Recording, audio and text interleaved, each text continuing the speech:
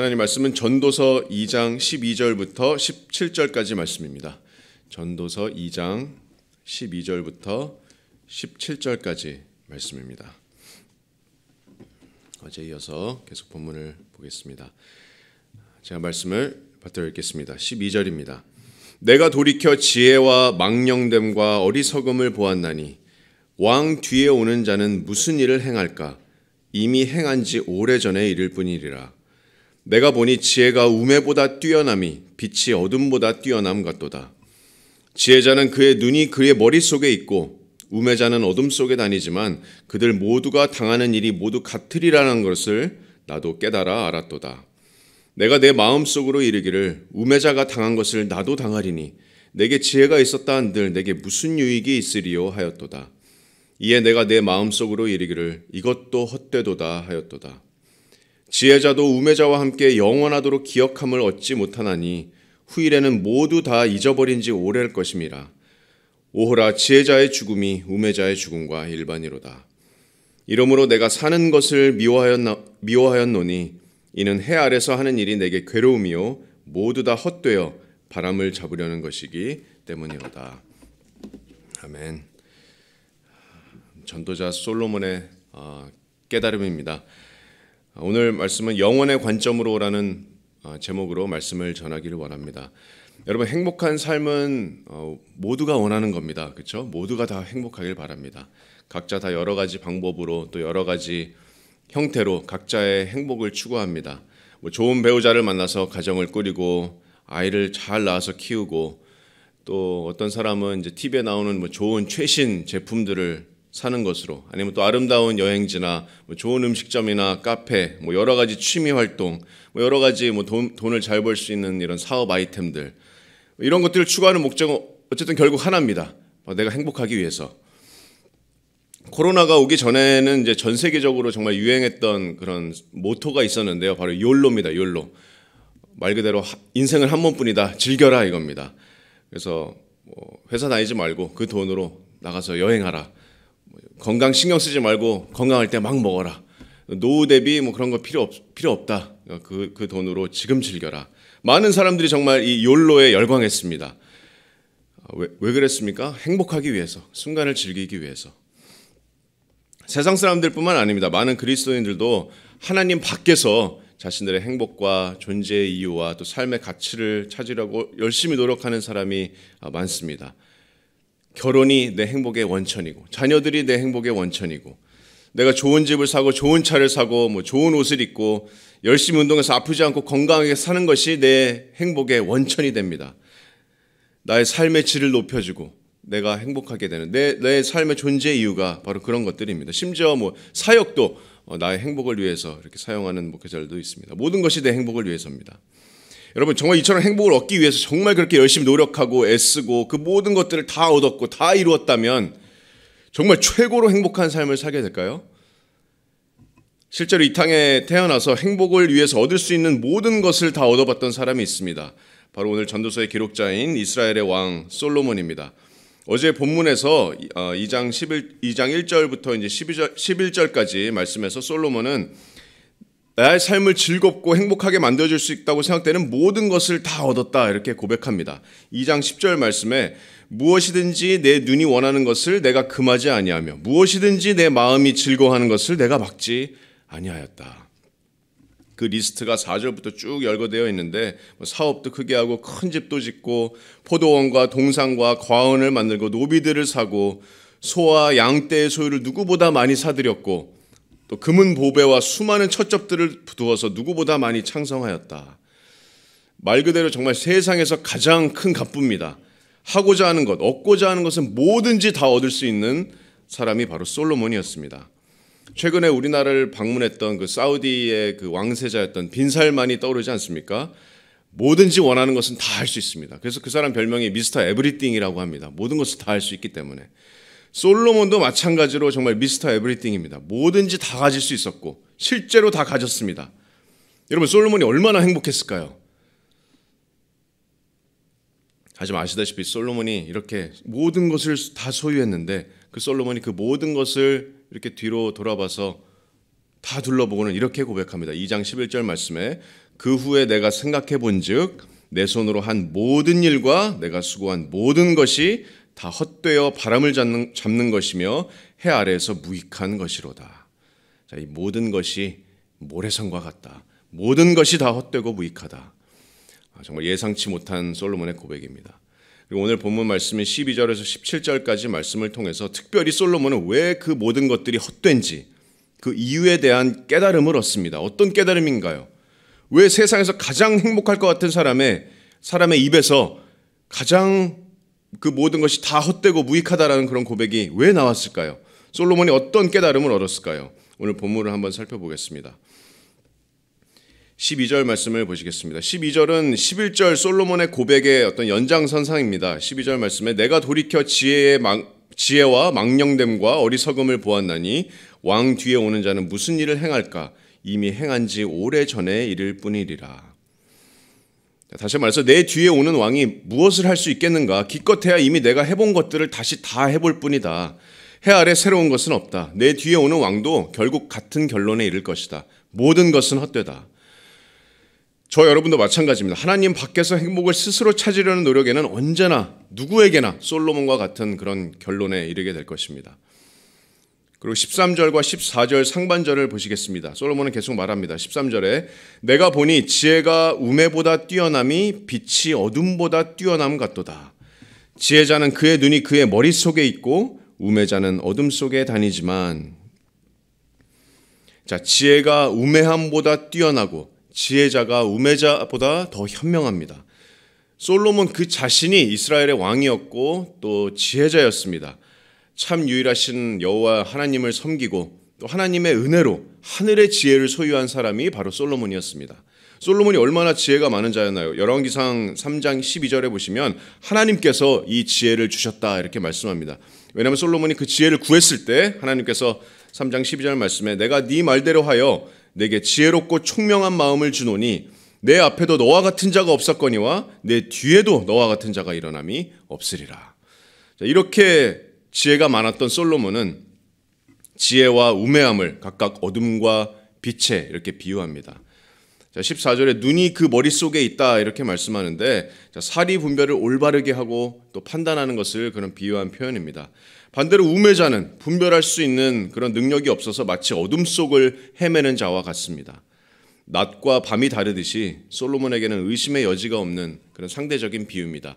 지혜는 빛이고 우매함은 어둠이다. 하지만 지혜가 이처럼 유익과 이런 장점과 여러 가지 이점들이 있지만 지혜자나 우매자나 둘 다 넘을 수 없는 산이 있습니다. 그것이 하나님께서 솔로몬에게 다시 한번 특별하게 깨닫게 하신 진리입니다. 그게 뭔가요? 그것이 자신이 추구했던 모든 지식과 인생의 즐거움과 쾌락이 다 끝에는 허무하다고 느낀 이유입니다. 그 이유가 뭐죠? 그것이 바로 오늘 본문의 핵심인데 그것은 바로 죽음입니다. 죽음. 솔로몬도 예외가 아닙니다. 죽음은 너무나도 확실합니다. 죽음만큼 확실한 것이 없습니다. 그것이 바로 오늘 본문에서 솔로몬이 뼛속까지 깊이 깨달은 것입니다.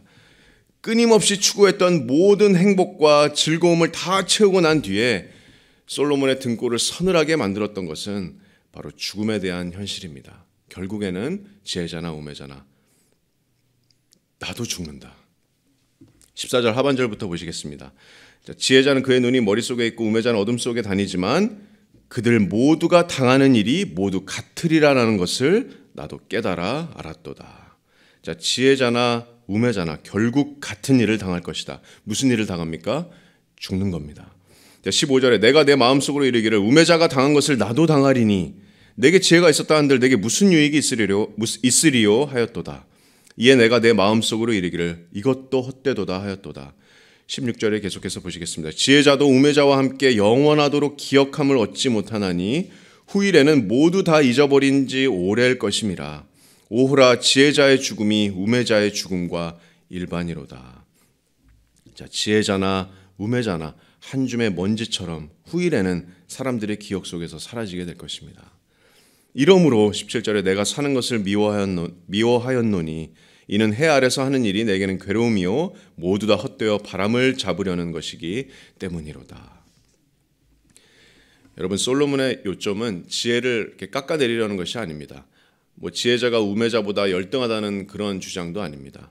지혜는 과연 어둠보다 뛰어나고 여러 가지 이점과 또 유익과 축복이 있는 것이 사실입니다. 하지만 솔로몬의 요점은 지혜자나 우매자나 똑같이 맞이해야 될 그런 운명입니다. 둘 다 죽는다는 것입니다. 둘 다 후일에는 사람들의 기억 속에서 사라질 것이다. 죽음의 현실입니다. 그것이 오늘 본문의 핵심입니다. 솔로몬처럼 이렇게 행복의 여정을 찾고 계신 그런 분이 혹시 계십니까?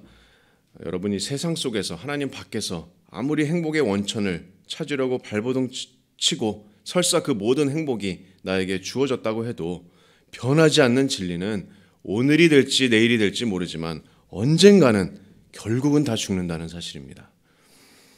솔로몬이 그 모든 부귀영화 앞에서 깨달은 이 현실을 여러분도 깨닫고 계십니까? 하나님께서 솔로몬을 통해서 우리에게 주시는 교훈은 무엇일까요? 여러분, 이 솔로몬이 깨달은 이 죽음이라는 현실은 저와 여러분에게도 정말 좋은 교훈이 될 수 있습니다. 현재의 삶을 변화시켜주는 그런 빛이 될 수도 있습니다. 솔로몬에게도 그랬습니다. 죽음이라는 현실을 통해서 하나님께서 저에게 원하시는 것은 저와 여러분이 모든 것을 이런 죽음이라는 현실을 통해서 영혼의 관점으로 바라보기를 원하신다고 생각합니다. 그것이 저와 여러분이 진정한 행복을 찾을 수 있는 방법입니다. 죽음이라는 현실을 우리가 올바로 직면하고 영혼의 관점으로 우리의 삶을 바라보는 것입니다.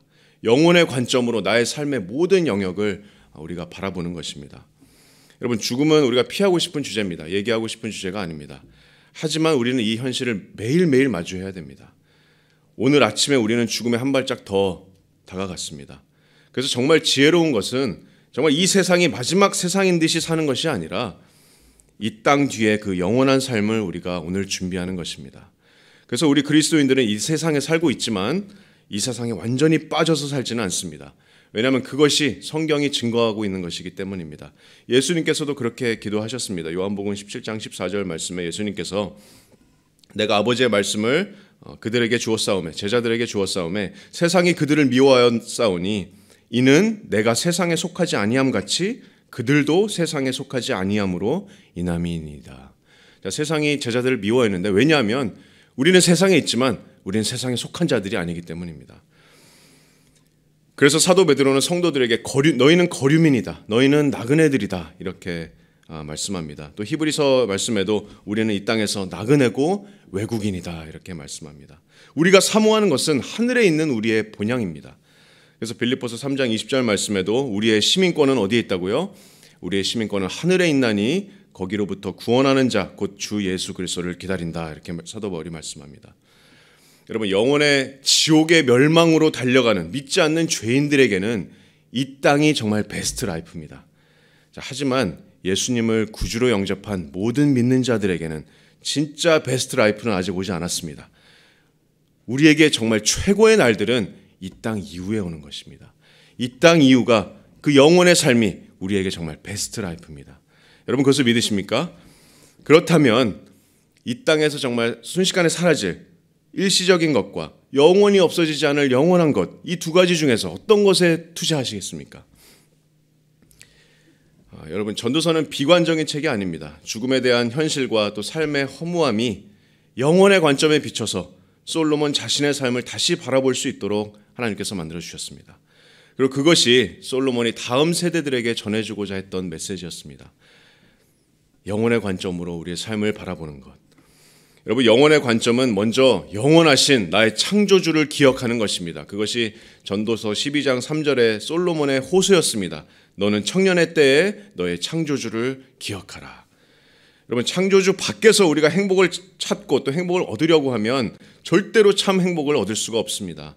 행복은 우리가 찾는다고 얻어지는 것이 아닙니다.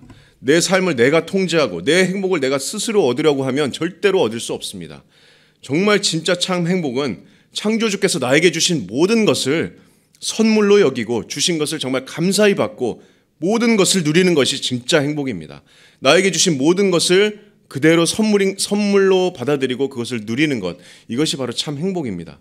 그래서 우리가 시련 또한 기쁘게 여길 수 있는 것입니다. 왜냐하면 그 시련이 인내를 만들고, 인내가 연단을 만들고, 또 그 시련이 우리를 하나님의 거룩함에 참여할 수 있도록 하나님께서 우리를 빚어가시는 그런 과정이기 때문입니다.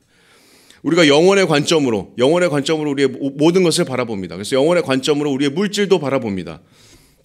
그래서 결국에는 없어질 세상 것들에 투자하는 것이 아니라 정말 썩지 않을 하늘의 보물 창고에 우리의 물질을 쌓는 것입니다. 우리의 보물을 그곳에 쌓는 것입니다. 그래서 우리가 복음 전파에 우리의 물질을 사용하고, 교회의 사역에 우리의 물질을 사용하고, 영원히 없어지지 않을 영혼 살리는 일에 우리의 물질을 사용하고, 구제하는 일에 우리의 물질을 사용하고, 그것이 바로 영혼의 관점으로 우리의 돈을 사용하는 방법입니다. 또한 이 땅이 지나면 전부 사라질 취미생활이나 여가생활 이런 것에 나의 모든 시간과 물질과 에너지를 쏟는 것이 아니라 영원히 없어지지 않을 그런 것들에 우리의 시간과 노력과 에너지를 쏟는 것입니다. 우리의 천국의 교제는 어떻습니까? 우리 교회 안에서 영원히 없어지지 않을, 천국에서 영원히 교제할 우리의 형제 자매들과의 더 깊은 교제, 격려, 또 위로, 또 하나님의 나라의 일에 함께 힘쓰는 것, 이것이 바로 영혼의 것에 투자하는 삶입니다. 그것이 바로 지혜로운 삶인 줄로 믿습니다. 그리고 마지막으로 정말 가장 중요한 것은 우리의 영혼을 정말 오롯이 만족시켜줄 수 있는 그분 안에서 우리가 정말 안식하고 평안하고 또 즐거워하는 것입니다. 시편 16편 11절 말씀에 이렇게 고백합니다. 다윗이 주께서 생명의 길을 내게 보이시리니 주의 앞에는 충만한 기쁨이 있고 주의 오른쪽에는 영원한 즐거움이 있나이다. 사도 바울도 이렇게 고백합니다. 빌립보서 3장 7절 말씀에 무엇이든지 내게 유익하던 것을 내가 그리스도를 위하여 다 해로 여길 뿐더러 모든 것을 해로 여김은 내 주 그리스도 예수를 아는 지식이 가장 고상하기 때문이라. 내가 그를 위하여 모든 것을 잃어버리고 배설물로 여김은 그리스도를 얻고 그 안에서 발견되려 함이라. 여러분, 우리가 얻을 수 있는 그 세상 모든 부귀영화를 전부 다 갖다 버려도 여러분이 오직 원하는 단 한 분이 바로 예수님이기를 바랍니다. 그분이 우리의 행복과 기쁨과 즐거움의 원천이 되십니다. 주님 한 분만으로 충분한 삶, 그것이 바로 영혼의 관점으로 우리의 삶을 사는 삶인 줄로 믿습니다. 그것이 바로 영혼의 관점으로 충만한 삶인 줄로 믿습니다. 영원하신 우리의 주 예수 그리스도 안에서 행복하고 즐거워하고 기뻐하는 것, 그분 하나면 충분한 것, 그 삶을 우리가 살기를 원합니다. 또 그 삶을 살기를 원하고 또 기도하고 또 오늘 하루 그 죽음의 현실에 맞서서 우리가 영혼의 관점으로 우리 삶을 바라보기로 다짐하는 저와 여러분들이 되시기를 소망합니다.